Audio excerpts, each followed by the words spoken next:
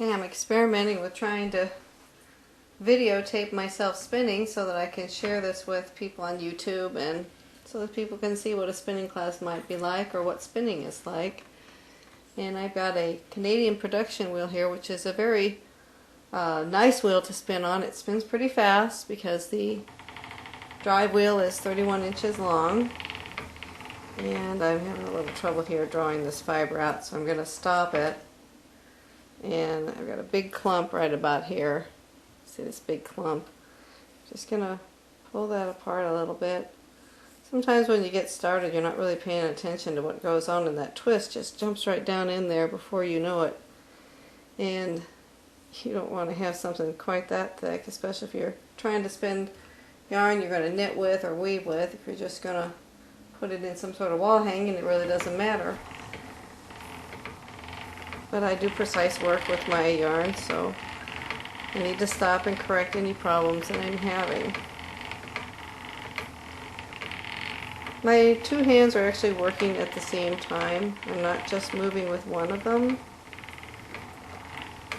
The right hand sort of slides along the fiber. It's holding back the twist so it doesn't come up too quickly into this big clump of fiber that I have, so I can control how much of it gets twisted.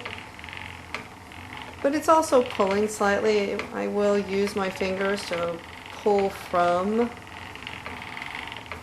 the drawn fibers, the fibers that I'm holding in my hand. Also, once I get a rhythm going, I will pull back with my left hand in what is also known as a long draw, which you can't really see on this. Sort of need a different angle for that. But I can pull the fiber out towards my left side as far as my arm will go. Check it to see that it's a nice even thickness, and then allow it to twist and then wind onto the bobbin. You're constantly moving when you're spinning. You don't keep your hands still. I'm getting a little thin there, so I just tore it and overlapped the fiber again, started drawing it out. You know when things aren't right. It just doesn't feel right. It feels too thin or it feels too thick. You stop and fix it. If your preparation is really even, really smooth, then you don't have to do a lot of correcting along the way. This is lamb's wool, so it's got funky little places. Places where there's some vegetable matter still stuck in there. The processor that did this did a very, very nice job. They get out as much vegetable matter as they can, but I'd rather leave a little in than use harsh chemicals to burn them out, because burning out vegetable matter is also going to damage the wool, and I don't want to damage the wool. I want nice, pliable, springy, soft wool to work with. I like it if a little bit of the lanolin stays behind. It makes the fibers slip past one another more easily. I've gone to using spinning reels with hooks on the flyers. I prefer that. I did go through my phase of wanting sliding hook flyers on everything, and now I'm going back to having hooks on everything. I find that I can get the bobbin buildup to be much more even, actually, using hooks. I see the little bumps starting to form. I see that the second bump is about the same size as the first bump on the bobbin, and then I just go on to the next hook. It's just so much easier for me to have a fixed distance to go. The hooks are evenly spread apart, and so the bobbin builds up evenly. I don't get these great big mountains and caving down into valleys, which is really bad when you want to unwind. And I'm going to stop here and go on to the next hook. This is almost the end of the flyer. And then just start it up again.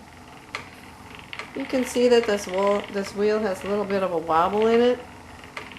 On a smaller wheel, that might be a problem. You might feel it jerking the fiber as you try to spin it. And there is a small bit of movement on this, but it's imperceptible. The larger the wheel, the less influence that wobble will have. any wheel that's probably over 10 years old is going to start to develop a little wobble. Wood warps, it absorbs moisture, it dries out. I live in a place where it's very humid in the summer and dry in the winter, so that's a feature of using wood. You know, all wheels will start to develop a little bit of a warp.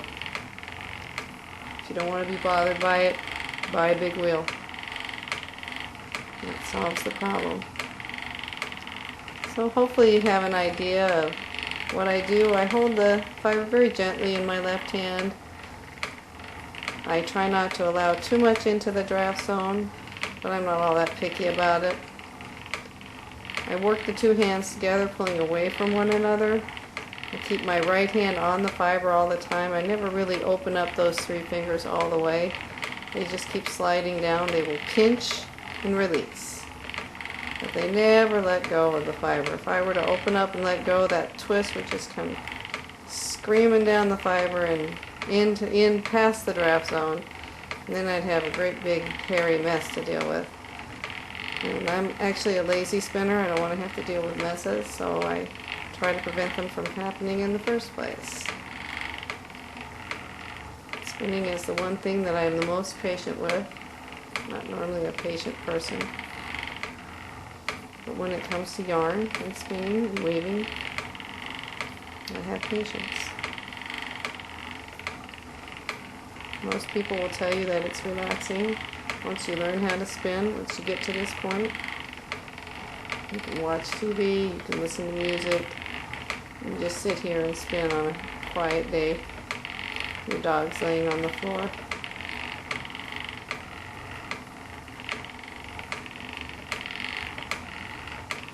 I used to put my children in a basket full of warm laundry when they were babies. Put them down right next to my spinning wheel. And then I would start spinning, and every wheel has a noise that it makes. Hopefully that noise is not abrasive, and not too loud. Old wheels are kind of chattery. You know, old ladies, they have a lot to say.